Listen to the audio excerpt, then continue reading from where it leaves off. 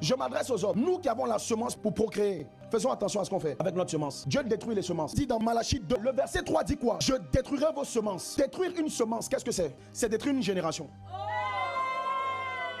Parce que toute génération est le fruit d'une semence. Tout ce que tu vas essayer de faire ne va pas porter du fruit. L'une des raisons pour lesquelles on n'arrive pas à porter du fruit dans deux domaines, ça dépend de ce qu'on fait de nos semences. De comment on utilise la semence que Dieu nous a donnée. Il dit, je maudirai vos bénédictions. La semence que chacun d'entre nous a est une bénédiction. Mais Dieu dit, si on ne met pas en pratique sa parole, il va maudire ce qu'il nous a donné. Malachie 2, le verset 2. Il ne dit pas, je ne vous bénis pas. Il dit, je maudirai vos bénédictions. Je ne vais pas retirer les bénédictions. Je vais les maudire. Tu vas avoir l'impression que la bénédiction est toujours là. Mais pourtant, c'est une malédiction.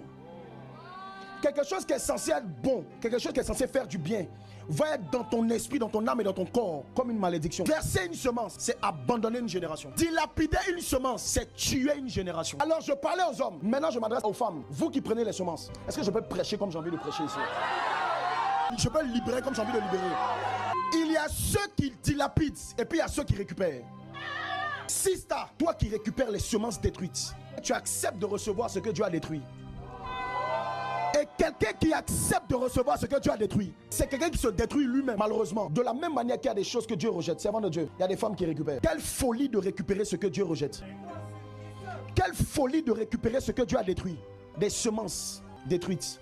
Je veux exhorter une sista, je le sens avant de continuer le message. Le péché dans lequel tu es, qui te fatigue et que tu n'arrives pas à délaisser. L'une des raisons pour lesquelles le Saint-Esprit m'a envoyé ici, c'est pour déchirer un voile. Tu étais aveuglé sur beaucoup de choses. Osée 4:6, mon peuple périt faute de connaissance. Il y a beaucoup de choses qu'on ne sait pas. Parce qu'on ne le sait pas, on n'a pas la notion de la gravité de ce que ça peut engendrer. À partir d'aujourd'hui, je n'ai pas dit demain, à partir d'aujourd'hui, refuse de recevoir des semences détruites.